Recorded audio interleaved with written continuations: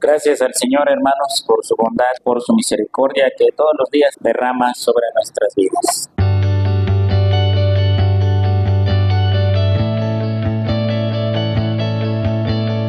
Voy a pedirles que abran sus Biblias en la epístola a los Romanos, capítulo número 6, versículo 14. Voy a leerlo, hermanos, y después hacemos una oración. Porque el pecado no se enseñoreará de vosotros, pues no estáis bajo la ley, sino bajo la gracia. Oremos. Padre eterno y maravilloso, nos ponemos en tus manos una vez más en esta mañana, Señor, para pedirte que por medio de tu Espíritu Santo tu palabra sea plantada en nuestra vida, en nuestro corazón, como la semilla en la buena tierra. Ayúdanos a entender, Señor, tu palabra de manera precisa, de manera clara, para que ésta pueda impactar nuestra vida, para que ésta pueda transformarnos. Ayúdanos, Señor, en el nombre de Jesús. Amén. Bien, hermanos, hace 8 días empezamos a meditar sobre este versículo y les dije que les iba a explicar qué era vivir bajo la ley y lo que era vivir bajo la gracia. Y antes de eso les expliqué, o quería que ustedes entendieran 2 términos. ¿Se acuerdan cuáles eran esos términos? Uno era el legalismo y el otro era el antinomianismo. El legalismo, les dije, es aquel sistema doctrinal que dice que el hombre se puede salvar por sus obras.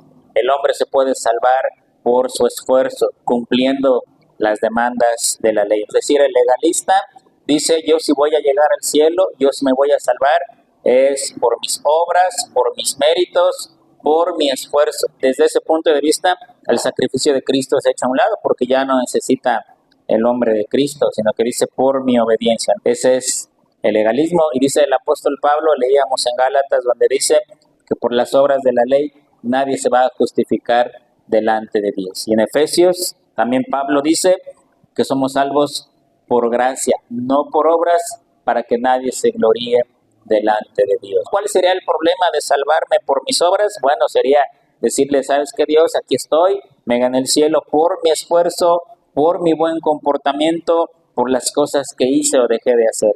Lo que Cristo hizo en la cruz no me afectó a mí porque yo tuve la capacidad de salvarme por mis medios. ¿Cuál es el problema de este sistema, hermanos? Que nadie en este mundo puede cumplir las demandas de la ley perfectamente. Son muchos mandamientos. Ahora, si nos enfocamos a los 10 mandamientos nada más, nadie puede cumplir los 10 mandamientos perfectamente. Nadie. Y eso que son solo 10 nada más. ¿Por qué?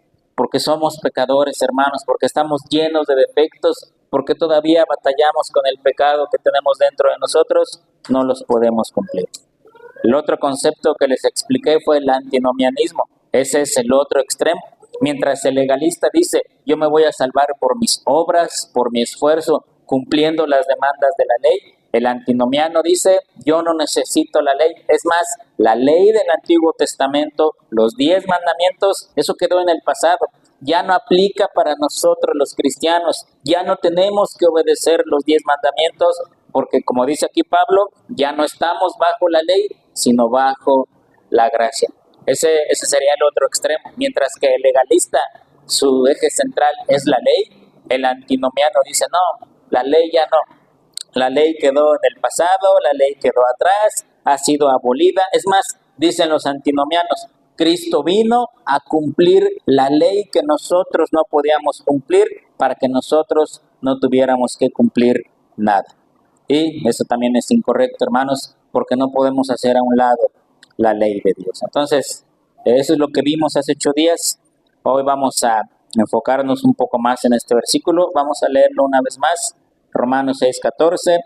Porque el pecado no se enseñoreará de vosotros, pues no estáis bajo la ley, sino bajo la gracia. Ahora, este versículo, dentro de muchos, pero este es el versículo favorito de los antinomianos. Dicen ellos, aquí dice, hermano, ya no estamos bajo la ley, sino bajo la gracia.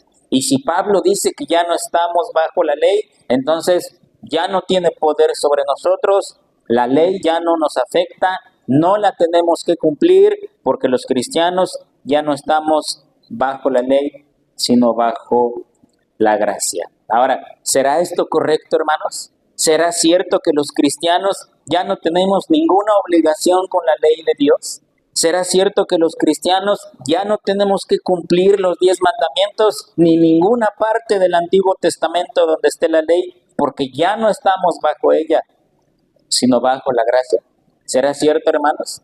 Esto es lo que se entiende a primera vista. Se dicen los antinomianos, los cristianos ya no tenemos ninguna obligación con la ley. Los cristianos ya no tenemos que obedecer los 10 mandamientos. Los cristianos vivimos bajo la gracia de Cristo, como dice aquí, ya no bajo la ley. Ahora, ¿es correcto esto, hermanos? ¿Será cierto que la ley de Dios, todo lo que está en el Antiguo Testamento, los 10 mandamientos y su ley, ya no son para nosotros? ¿Será correcto esto, hermanos? Si esto es correcto, si ya no importa la ley, si ya no tenemos que obedecer los 10 mandamientos, bueno, entonces los 10 mandamientos dicen, no adulterarás. Si ya no estoy bajo la ley, entonces ya puedo adulterar, ya no es pecado. Los 10 mandamientos dicen, no robarás. Y si yo ya no estoy bajo la ley y no la tengo que obedecer, entonces puedo robar. Si la ley dice, no mientas, pero yo no estoy bajo la ley y no tiene poder sobre mí, entonces, hermanos, puedo mentir porque ya no estoy bajo la ley, porque no tengo ninguna obligación de obedecer. ¿Sí me explico, hermanos? Si ya no tenemos que obedecer los 10 mandamientos, bueno, ya no es pecado deshonrar a papá y a mamá, ya no es pecado tener dioses ajenos, ya no es pecado adulterar, mentir, levantar falso testimonio, robar, ya no es pecado, porque ya no estamos bajo la ley, sino bajo la gracia. ¿Será esto, hermanos, lo que Pablo quiere decir aquí en Romanos? ¿Será lo que Pablo nos quiere decir? Hermanos en Cristo, ya no obedezcan los 10 mandamientos, ya no cumplan la ley de Dios, porque no estamos bajo la ley, sino bajo la gracia. Yo creo que eso no es lo que Pablo quiere decir. Creer eso, hermanos, eso implicaría estar en contra de todo el mensaje cristiano. Tome el mandamiento que quiera, no robarás. Aquí y en China, robar es malo, no solo es pecado, es delito.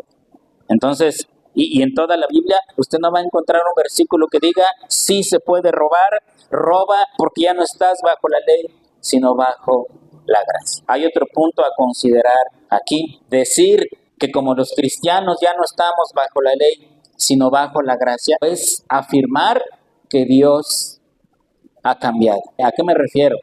Hay un atributo de Dios, hermanos, que se llama inmutabilidad. ¿Qué nos dice ese atributo? Bueno, en pocas palabras dice que Dios no cambia. ¿Alguien se sabe de memoria Hebreos 13:8? Jesucristo es el mismo ayer, hoy y por los siglos. Y luego Pedro en su primera epístola dice que el Dios de nosotros, el Dios que alabamos, no acepta cambio ni hay mudanza en él. Cuando decimos que Dios es inmutable, decimos que Dios no cambia. ¿Qué significa esto? Que así como Dios era santo hace 1000 años, hoy sigue siendo igual de santo y seguirá siendo igual de santo. Que así como Dios era todopoderoso hace cientos de años, el día de hoy sigue siendo todopoderoso y en el futuro seguirá siendo todopoderoso.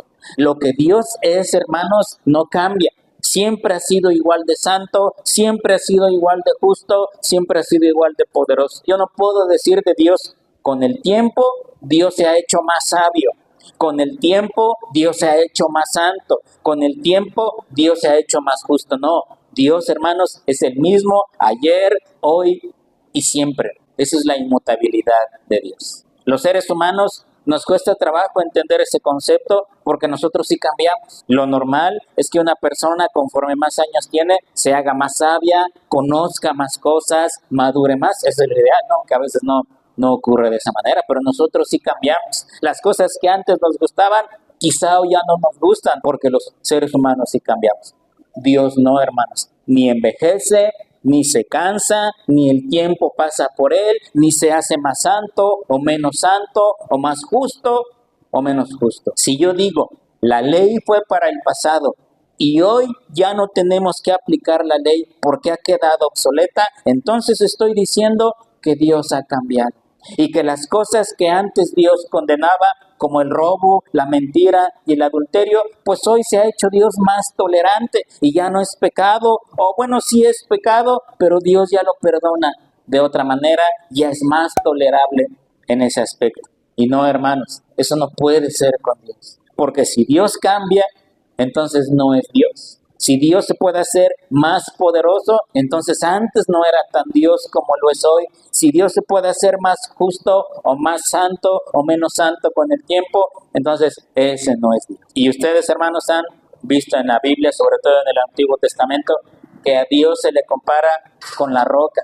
Dice, por ejemplo, los Salmos, Él es la roca inconmovible de los siglos. ¿Por qué a Dios se le compara con una roca? Porque las rocas pueden estar en un lugar años, siglos, milenios, y la misma roca está en el mismo lugar. Piensa en aquellas montañas que están hechas de roca completamente. Pasan los años, pasan los siglos, pasan los milenios, y esas montañas están igualitas, no cambian con el tiempo. Por eso en la Biblia a Dios se le compara con una roca, porque Él no cambia, porque Él, hermanos, no disminuye ni aumenta en sus atributos. Y cuando yo digo, ya no tengo que cumplir la ley de Dios, la ley quedó en el pasado, la ley quedó fuera de lugar, los cristianos ya no vivimos bajo la ley, entonces tengo que aceptar que Dios ha cambiado, que Dios se ha hecho más tolerante, que a Dios le ha pasado como le ha pasado a nuestra sociedad. En nuestra sociedad, hermanos, las cosas que antes se veían mal, hoy ya no se ven mal. Las cosas que antes eran pecado, dice la sociedad, hoy las tenemos que tolerar y aceptar porque el mundo ha cambiado, y así es. Hermanos, con Dios eso no puede pasar. Pablo, cuando dice, no estamos bajo la ley, sino bajo la gracia, no quiere decir, nunca va a decir Pablo que la ley ha perdido su poder, que ya no tengo que obedecer los 10 mandamientos. Voy a poner un ejemplo, ¿no? A lo mejor esto le va a pegar a varios, pero así es. Cuando nosotros teníamos a nuestros padres, los que ya somos grandes, y nos disciplinaban de niños, lo hacían duramente. ¿Y cómo tratan a nuestros hijos, a sus nietos? Tolerablemente, ¿verdad? De las cosas que a nosotros nos daban nalgadas, a los nietos ya no. Y uno dice, pues, ¿qué pasó? ¿En qué momento ocurrió el cambio?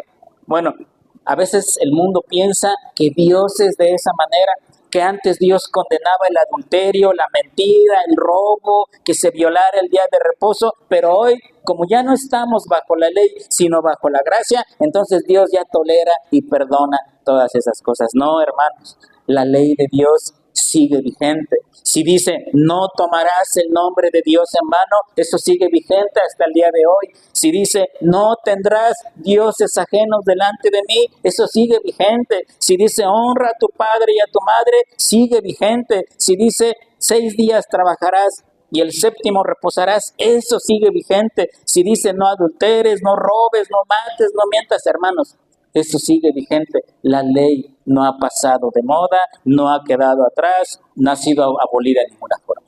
Amén. Ahora, como les dije, la ley, hermanos, es porque Dios nos ama. Vean en su Biblia, Hebreos capítulo 12, versículo 5. Y habéis ya olvidado la exhortación que como hijos se os dirige, diciendo, Hijo mío, no menosprecies la disciplina del Señor, ni desmayes cuando eres reprendido por Él, porque el Señor al que ama disciplina y azota a todo el que recibe por hijo. Si soportáis la disciplina, Dios os trata como a hijos. Porque, ¿qué hijo es aquel a quien el Padre no disciplina? Pero si se os deja sin disciplina, de la cual todos han sido participantes, entonces sois bastardos y no hijos. Por otra parte, tuvimos a nuestros padres terrenales que nos disciplinaban y los venerábamos. ¿Por qué no obedeceremos mucho más al Padre de los Espíritus y viviremos? Y aquellos ciertamente por pocos días nos disciplinaban como a ellos les parecía, pero para lo que nos es provechoso, para que participemos de su santidad. Es verdad que ninguna disciplina al presente parece ser causa de gozo, sino de tristeza, pero después da fruto apacible de justicia a los que en ella han sido ejercitados. ¿Se da cuenta, hermano? Dice el escritor, ¿qué somos? Ahora, el escritor usa palabras fuertes aquí. Dice, ¿qué somos? ¿Hijos o bastardos? Al hijo se le disciplina, al hijo se le ama, al bastardo no. Y dice, nosotros somos hijos de Dios y como hijos nuestro Padre nos disciplina. Y luego dice, nuestros padres terrenales, los que tuvimos aquí en la tierra, nos disciplinaron por poco tiempo como a ellos les parecía. ¿Verdad? Cada padre va a disciplinar a sus hijos como cree que es lo correcto, como vio o como aprendió. Dice, y eso era provechoso. Ahora, imaginen al Padre Celestial, también nos tiene que disciplinar. Aquí no dice que el Padre Celestial nos va a dejar hacer lo que queramos, ¿verdad? O que podemos desobedecer, o que podemos portarnos mal. Al contrario, dice, si se os deja sin disciplina, entonces no sois hijos. Pero si se les disciplina, entonces somos hijos de Dios. Y leo por último el versículo 11 una vez más. Es verdad que ninguna disciplina al presente parece ser causa de gozo. ¿A quién le gustaba que lo nalguearan? ¿A quién le gustaba que le jalaran las orejas? ¿A quién le gustaba? Yo cuando fui a la primaria, hermanos, en los 80s, todavía los maestros daban nalgadas, todavía los maestros jalaban la patilla, todavía daban coscorrones, aventaban el borrador. Hoy, si hicieran eso, hermano, ¿qué pasaría? Se los comen vivos. Dice, ninguna disciplina parece causar gozo. Dice después, sino tristeza, pero después da fruto apacible de justicia a los que en ella han sido ejercitados. En ninguna parte el escritor dice, bueno, como vivimos bajo la gracia, podemos hacer lo que queramos, no tenemos que obedecer nada, somos libres completamente. Vamos a regresar a Romanos 6:14, hermanos, porque el pecado no se enseñorea de vosotros, pues no estáis bajo la ley, sino bajo la gracia. ¿Qué quiere decir Pablo entonces? No estamos bajo la ley, sino bajo la gracia. Bueno, como les dije hace 8 días, cuando hay versículos difíciles de interpretar, tenemos que considerar el contexto. ¿Cuál es el contexto? Pues unos 5 versículos arriba, unos 5 versículos abajo, leerlo todo para ver si la idea queda clara. Si eso no es suficiente, pues habrá que leer todo el capítulo. Si el capítulo entero no es suficiente, habrá que leer todo el libro, o todo el evangelio, o toda la epístola. Si eso no es suficiente, pues habrá que considerar el contexto de toda la Biblia. Ahora, es muy importante, hermanos, es muy importante considerar el contexto. Les voy a poner un ejemplo de un texto sacado de su contexto. ¿Se acuerdan que les dije que un texto sin contexto se vuelve un pretexto para pecar y hacer lo que yo quiera?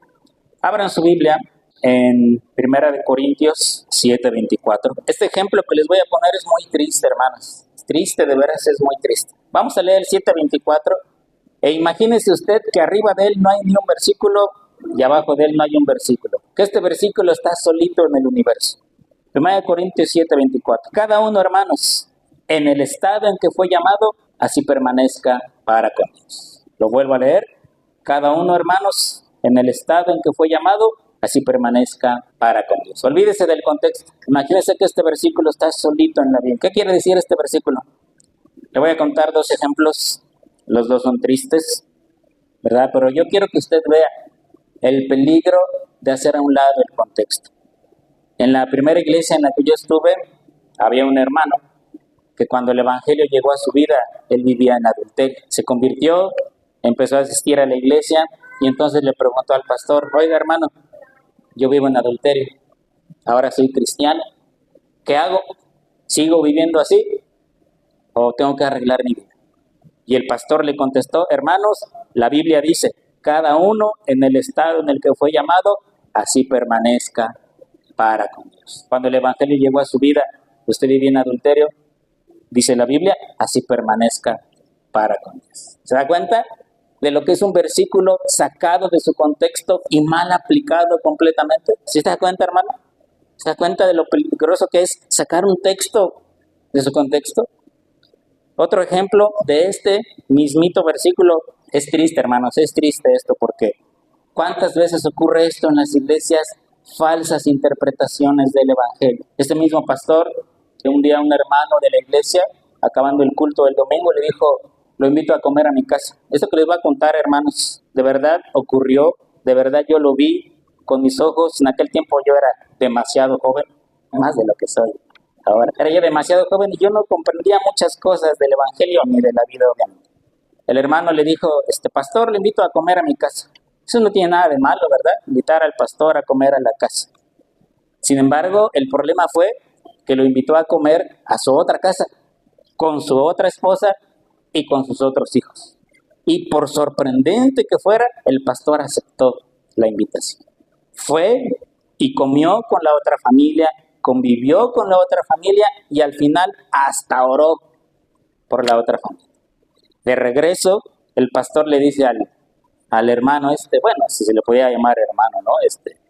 Bueno, hermano, ¿y cuál es su propósito de tener dos mujeres? O sea, ahí el adulterio ni siquiera importó. O sea, le dijo, ¿y cuál era el propósito de tener otra mujer? Y le dijo, ay, hermano, pues es que ahora sí no las amo a las dos. Ya saben lo que dicen los adúlteros. Y entonces el pastor le contestó, bueno, es que la Biblia dice, hermanos, cada uno en el estado que fue llamado, así permanezca delante de Dios. Y así permaneció. No tengo necesidad de explicarles, hermanos, todo lo mal de estas dos situaciones, todo lo increíble que puede surgir de una mala interpretación de la Biblia. Vuelvo a leer el versículo, cada uno, hermanos, en el estado en que fue llamado, así permanezca para con Dios. O sea, que si cuando yo me convertí al evangelio, yo era ratero, debo permanecer ratero, porque así me encontró Dios. Y eso es lo que dice, ¿no? Y así como este versículo, hermanos, hay un montón de versículos que la gente los toma, los aísla. Es que así dice la palabra de Dios. Si no significa esto, hermanos, saliéndonos un poquito del tema, entonces, ¿qué significa? Cada uno, hermanos, en el estado en que fue llamado, así permanezca con Dios. Bueno, si ustedes leen versículos arriba y versículos abajo, Pablo está hablando con la iglesia.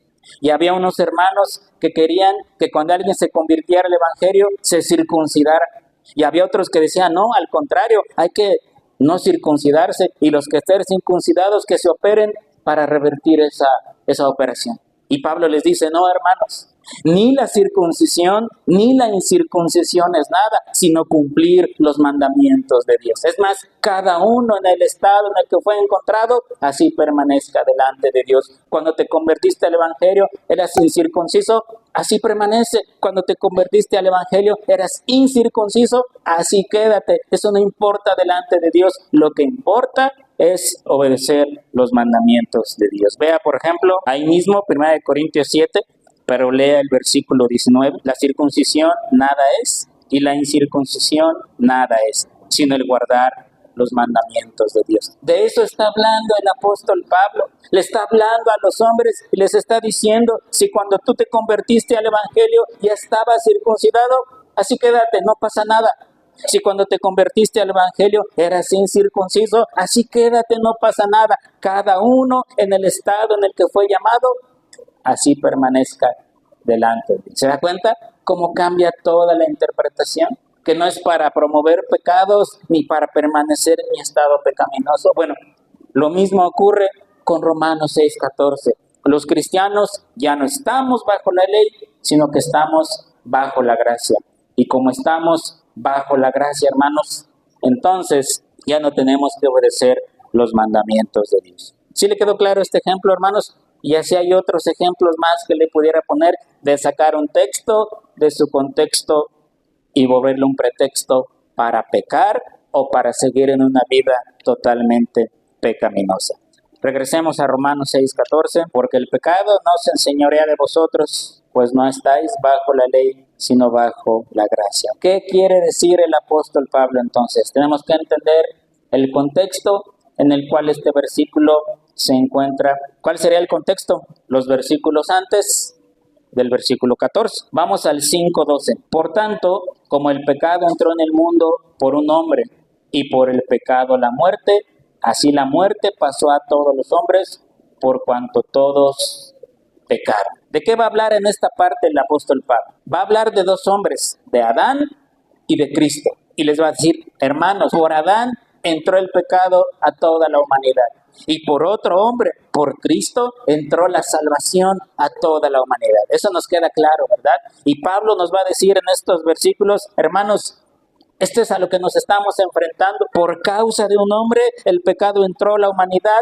y todo lo que el pecado trajo a nuestras vidas. ¿Y qué es eso, hermanos? Pues que estamos condenados a pecar, que llevamos pecado dentro de nosotros, que aunque nos esforcemos por portarnos bien y aunque ya somos cristianos, el pecado que sigue dentro de nosotros, el pecado remanente, con ese vamos a tener que luchar hasta que vayamos a la presencia del Señor. Y eso es por causa de Adán. Y luego dice Pablo, pero hermanos, no se preocupen, porque por otro hombre, mucho más grande que Adán, más glorioso todavía, entró la salvación a la humanidad. Versículo 14, 5:14.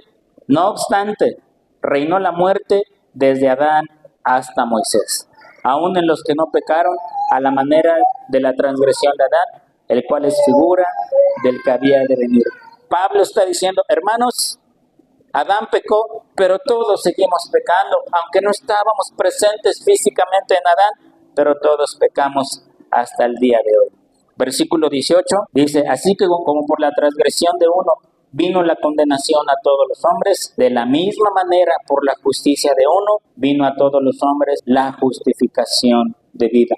Por uno hemos sido condenados, por otro hemos sido salvados. Versículo 19, porque así como por la desobediencia de un hombre los muchos fueron constituidos pecadores, así también por la obediencia de uno los muchos serán constituidos justos. Pablo sigue comparando a Adán y Cristo y dice, por la desobediencia de Adán somos hechos pecadores, pero por la obediencia de Cristo ahora somos considerados justos delante de Dios. Versículo 20, pero la ley se introdujo para que el pecado abundase. Repito ese renglón, pero la ley se introdujo para que el pecado abundase. ¿Qué está diciendo Pablo aquí?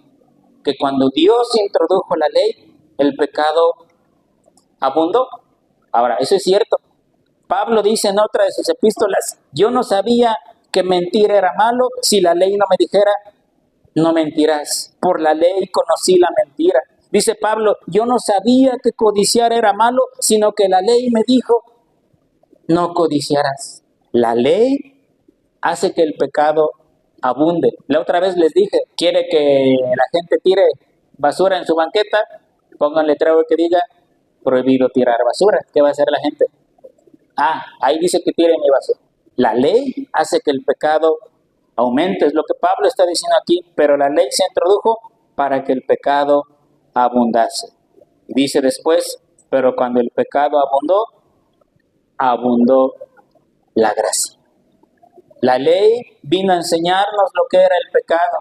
La ley vino a enseñarnos nuestro pecado. Y cuando la ley llegó, el pecado abundó demasiado. Si el pecado abundó, la gracia sobreabundó. Versículo 21, para que así como el pecado reinó para muerte, así también la gracia reine por la justicia para vida eterna mediante Jesucristo, Señor nuestro. ¿Qué hace Pablo entonces en estos versículos? Compara a Adán con Cristo. Por un hombre entró el pecado, por un hombre entró la justificación. Porque un hombre desobedeció, fuimos hechos pecadores. Porque un hombre obedeció, fuimos hechos justos. Y cuando Dios introdujo su ley, el pecado abundó demasiado, pero la gracia sobreabundó más todavía. Alguien podría preguntar, bueno, si cuando el pecado abundó, la gracia sobreabundó, entonces hay que pecar más para que haya más gracia. Capítulo 6, versículo 1. ¿Qué pues diremos? ¿Perseveraremos en el pecado para que la gracia abunde? Esa pregunta ya se la había hecho alguien. Entonces, como cuando el pecado abundó, la gracia sobreabundó, entonces vamos a pecar más para que la gracia abunde más. Y es lo que Pablo pregunta, ¿qué diremos? ¿Qué vamos a hacer? ¿Vamos a perseverar en el pecado para que la gracia abunde? Y la respuesta en el versículo 2 es contundente. No, de ninguna manera, porque los que hemos muerto al pecado, ¿cómo viviremos aún en él? La respuesta es tajante, la respuesta es absoluta, de ninguna manera, porque los que hemos muerto al pecado, ya no podemos vivir en él. ¿Y quiénes han muerto al pecado? Los cristianos. Y luego Pablo nos explica cómo es esto de morir al pecado. Versículo 3, ¿o no sabéis que todos los que hemos sido bautizados en Cristo Jesús, hemos sido bautizados en su muerte? Porque somos sepultados juntamente con él para muerte por el bautismo, a fin de que como Cristo resucitó de los muertos por la gloria del Padre, así también nosotros andemos en vida nueva. Porque si fuimos plantados juntamente con él en la semejanza de su muerte, así también lo seremos en la de su resurrección. Sabiendo esto, con nuestro viejo hombre fue crucificado juntamente con él, para que el cuerpo del pecado sea destruido, a fin de que no sirvamos más al pecado. Porque el que ha muerto ha sido justificado del pecado. Fíjense lo que Pablo dice aquí, hermano. Él compara esto con el bautismo cristiano. ¿Cómo es el bautismo de un cristiano? El pastor lo toma, lo mete al agua, unos segundos nada más, y luego lo saca. Dice Pablo, el bautismo es el símbolo de nuestra muerte. Hagan de cuenta que cuando vamos a bautizar a un cristiano, lo tenemos vivo. Lo sumergimos en el agua y eso significa murió para el mundo, murió para el pecado, ya no va a servir al mundo, ya no va a servir al pecado. Ese fulano que antes era pecador ha muerto junto con Cristo. Y no lo dejamos en el agua, lo sacamos y estamos diciendo, ahora es una nueva persona, ahora ha resucitado una persona nueva que ya no sirve al pecado, que ya no sirve al mundo y que le debe su obediencia. Pablo está diciendo, hermanos, eso es lo que nos ha pasado a nosotros el día que nos convertimos. Morimos al mundo, morimos al pecado, morimos a lo que éramos antes y hemos resucitado a una vida nueva en Cristo. En Juan capítulo 3, el Señor Jesucristo dice, tenemos que nacer de nuevo. Y eso ocurre cuando nos convertimos al Evangelio. Y el bautismo es simplemente la representación gráfica o el anuncio al mundo de decir, este fulano, esta fulana que antes vivía para el pecado, que antes servía el pecado, hoy ha decidido seguir a Cristo y ha muerto. Y cuando lo sacamos del agua estamos diciendo, y ahora este fulano o fulana vive para la gloria de Dios. ¿Sí me explico, hermanos? Hemos muerto al pecado, ahora estamos vivos para Dios. Versículo 8, y si morimos con Cristo, creemos que también viviremos con Él, sabiendo que Cristo, habiendo resucitado de los muertos, ya no muere. La muerte no se enseñorea más de Él. Sigue hablando de muerte, sigue hablando de que ya no estamos vivos para el mundo. Vamos a saltarnos al versículo 12. Fíjense cómo dice, no reine pues el pecado en vuestro cuerpo mortal, de modo que lo obedezcáis en sus concupiscencias. Dice Pablo, hermanos, en su cuerpo, en sus brazos, en sus piernas, en sus ojos, en su boca, en su cerebro, en sus mentes, en su corazón, no dejen que el pecado reine. Cuando yo me hago cristiano, cuando yo digo que soy cristiano, todo mi ser, espíritu, alma y cuerpo es de Dios. Y si mi boca antes la usaba para maldecir y para decir mentiras, hoy la uso para glorificar a Dios. Y si mis pies antes me llevaban al lugar de perdición o a cometer malos pasos, hoy me dirigen a la casa de Dios. Si mis manos antes las usaba para dañar o para hacer 1000 cosas malas, hoy las tengo dedicadas a Dios. Si mi mente antes la usaba para servir al mundo, hoy sirve a Dios. Si mi corazón antes era para albergar pecado y malos sentimientos, hoy vive Dios en mi corazón. Es lo que Pablo está diciendo en el 12. No reine pues el pecado en vuestro cuerpo mortal, de modo que lo obedezcáis en sus concupiscencias. Ya no obedezcas a tu cuerpo, porque tu cuerpo ha muerto.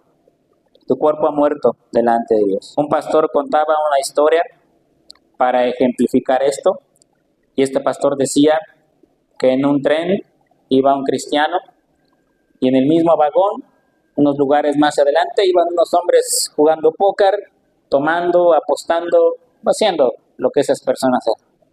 Y le dijeron, amigo, únete, ven a jugar con nosotros, ven a apostar con nosotros. ¿Saben qué les respondió? Les dijo, iría, pero no traje mis brazos. Y se le quedan viendo y vieron que no estaba manco. Y le dijeron, ¿cómo que no traes tus brazos? Sí, estos brazos no son míos, son de Dios y solo los sirven a Él. No pueden ir y jugar póker con ustedes. No reine pues el pecado en vuestro cuerpo mortal, de modo que lo obedezcáis en sus concupiscencias. Versículo 13. Ni tampoco presentéis vuestros miembros al pecado como instrumentos de iniquidad, sino presentaos vosotros mismos a Dios como vivos de entre los muertos y vuestros miembros a Dios como instrumentos de justicia. Pablo está diciendo, hermanos, Estamos muertos para el mundo. Estamos muertos para el pecado. Nuestro bautismo confirmó esa muerte. Y nuestro cuerpo, nuestros miembros, que antes los ofrecíamos al pecado o que antes nos llevaban a pecar, hoy ya no. Hoy mi cuerpo, todos mis miembros, mi ser, mi mente, mi corazón, yo se los doy a Dios. Mi vida es de Dios, mi cuerpo es de Dios y solo voy a hacer lo que Dios me diga que haga. ¿Sí me explico? Si mi corazón antes odiaba, hoy ya no puede odiar porque ya no es mi corazón. Ese se murió. Si mi mente antes servía para maquinar cosas malas y tener malos pensamientos, ese se murió. Ahora mi mente es para Dios. Si mis pies antes corrían para el mal, hoy no. Hoy sirven para otra cosa. Y nuestro cuerpo, nuestros miembros, que antes los ofrecíamos al pecado o que antes nos llevaban a pecar, hoy ya no. Hoy mi cuerpo, todos mis miembros, mi ser, mi mente, mi corazón, yo se los doy a Dios. Mi vida es de Dios, mi cuerpo es de Dios y solo voy a hacer lo que Dios me diga que haga. Si mis ojos antes servían solo para mirar lo malo, hoy ya no van a mirar esas cosas. Si mi boca solamente servía para decir maldiciones, pues ya no van a servir para esas cosas. Porque yo he muerto al pecado, porque yo estoy sepultado con Cristo y he resucitado a una vida nueva. En Gálatas 2:20, con Cristo estoy juntamente crucificado y ya no vivo yo, mas Cristo vive en mí. Un maestro en el seminario nos decía, la cruz tiene dos caras y en una cara está Cristo crucificado y del otro lado tengo que estar yo crucificado. Con Cristo estoy juntamente crucificado y ya no vivo yo, mas Cristo vive en mí. Y lo que ahora vivo en la carne, lo vivo en la fe del Hijo de Dios, el cual me amó y se entregó a sí mismo por mí. Pablo está diciendo, hermanos, estamos muertos al mundo, por lo tanto ya no podemos pensar como piensa la gente del mundo. Estamos muertos al mundo, ya no podemos correr con el mismo desenfreno que corre la gente del mundo. Estamos muertos al mundo y al pecado, ya no me puedo portar como el mundo. Ahora soy parte de un nuevo reino. Antes yo era parte del reino de las tinieblas, del reino de Satanás, del reino del pecado. Pero hoy como cristiano, ¿a qué reino pertenezco? Al reino de Dios. Con Cristo estoy juntamente crucificado. Regresamos a Romanos 6:14, por favor, hermanos. Leamos el 13. Ni tampoco presentéis vuestros miembros al pecado como instrumentos de iniquidad, ¿verdad? Allí no dice que debamos pecar. Allí dice, no, cuídate de pecar, ya no prestes tu cuerpo al pecado. Ni tampoco presentéis vuestros miembros al pecado como instrumentos de iniquidad, sino presentaos vosotros mismos a Dios como vivos de entre los muertos, y vuestros miembros a Dios como instrumentos de justicia, porque el pecado no se enseñoreará más de vosotros, pues no estáis bajo la ley, sino bajo la gracia. Pablo está diciendo, el pecado ya no te puede dominar, el pecado ya no te puede mandar, el pecado ha perdido poder sobre ti. ¿Por qué el pecado ha perdido poder sobre mí? Si usted le debe al banco 100,000 pesos y usted se muere, ¿qué va a hacer el banco? Ir a su tumba y sacarle esos 100,000 pesos. Usted muriendo, hermano, se acabó en este mundo. Si usted tenía una deuda, le debía un favor a alguien en esta vida y usted se muere, se acabó. Estamos vivos y pagamos impuestos, y muchos impuestos, hermanos. Pero cuando usted se muera, va a dejar de pagar impuestos. ¿Por qué el pecado ya no se va a enseñorear de mí? Porque estoy muerto al pecado. Dice, porque el pecado no se enseñoreará más de vosotros. Pablo está diciendo, el pecado ya no es tu Señor, el pecado ya no es tu amo, porque tú moriste al pecado. ¿Te acuerdas que te bautizaste? ¿Te acuerdas que te metieron al agua y te sacaron? Bueno, eso fue el símbolo de que moriste al pecado, moriste al mundo y ya no tiene poder sobre ti. Cuando un cristiano dice, es que la tentación me ganó, es que el pecado pudo más que yo, Es que Satanás me tentó y no pudo resistir. Entonces están negando todo este capítulo donde Pablo dice, tú estás muerto al pecado y como muerto, el pecado ya no tiene poder sobre ti. Ningún poder, no te puede ganar, no puede ser más fuerte que tú porque tú ya moriste a él. No estás bajo la ley, estás bajo la gracia de Dios. A veces pudiera resultar un poco complicado. Romanos, hermanos, es de las epístolas más extraordinarias que hay en toda la Biblia. Todo lo que Pablo menciona es tan preciso. Hay teólogos que han pasado décadas estudiando Romanos porque no acaba uno de entender todo lo que Pablo está diciendo aquí. Dice Pablo, por un hombre entró el pecado, pero por un hombre somos salvos. Un hombre fue desobediente y nos condenó, pero otro hombre fue obediente y nos justificó. Cuando ese hombre murió, nosotros murimos con él. Y cuando ese hombre resucitó, nosotros resucitamos con él. Y así como la muerte ya no tiene poder sobre Cristo, así el pecado ya no tiene poder sobre nosotros. Y aunque estamos vivos y seguimos siendo de carne y hueso, pues esa carne y esos huesos que antes usábamos para pecar, hoy los vamos a usar para servir a Dios. Y es más, dice Pablo, hermanos, les tengo una gran noticia, el pecado ya no puede dominarlos, el pecado ya no se puede enseñorear de ustedes, porque ya no tiene poder sobre nosotros. Hemos muerto a él. Alguien preguntaría, ¿y por qué los cristianos entonces siguen pecando si el pecado ya no tiene poder sobre ellos? Bueno, eso es por dos razones. La primera, que a lo mejor no son cristianos. A lo mejor nada más asisten a la iglesia porque les gusta, pero no han muerto al pecado, no han muerto al mundo, siguen queriendo estar en el mundo, un pie en el mundo y un pie en la iglesia. Sí estoy en la iglesia, pero todavía compagino con las ideas del mundo. Sí estoy en la iglesia, pero todavía el mundo me llama mucho la atención. Entonces, hermano, tú no has muerto al mundo. Sigues vivo para el mundo y muerto delante de Dios. Y la segunda causa, hermanos, es que casi es lo mismo, ¿no? Queremos seguir pecando voluntariamente. Dice la Biblia, hablando de la tentación, no os ha sobrevenido ninguna tentación que no sea humana. Es más, junto con la tentación, Dios envía la salida. No hay pretexto para pecar. Cuando alguien peca deliberadamente, cuando alguien peca sabiendo lo que está haciendo y lo ha planeado y lo ha meditado, o esa persona no ha nacido de nuevo porque el pecado sigue teniendo poder sobre ella, o algo raro está pasando ahí. Pero un cristiano, como dice la Biblia, el pecado no tiene poder sobre él. Dice el 14, porque el pecado no se enseñoreará de vosotros.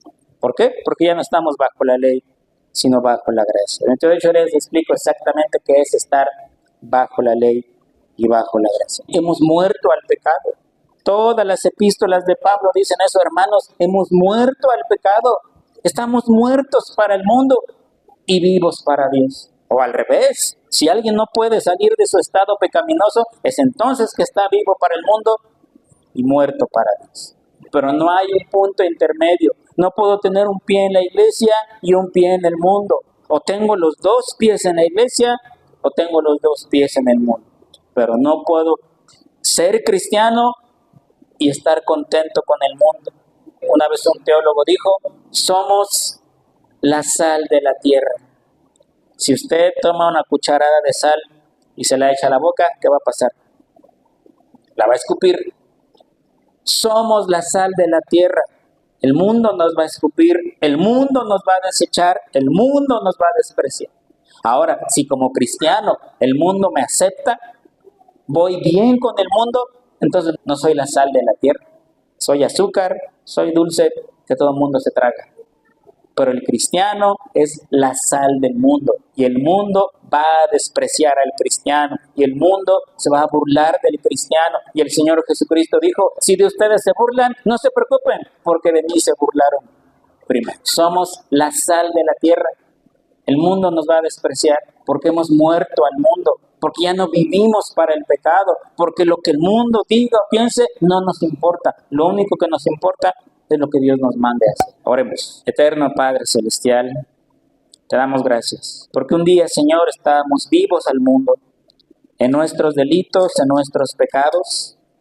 Estábamos sin Dios, sin esperanza en este mundo. Pero un día, Señor, Tú nos redimiste, tú nos salvaste, nos diste salvación y vida eterna, no porque lo mereciéramos o por obras nuestras, sino por tu gracia infinita. Y dice tu palabra que desde ese día morimos al mundo y estamos vivos delante de ti.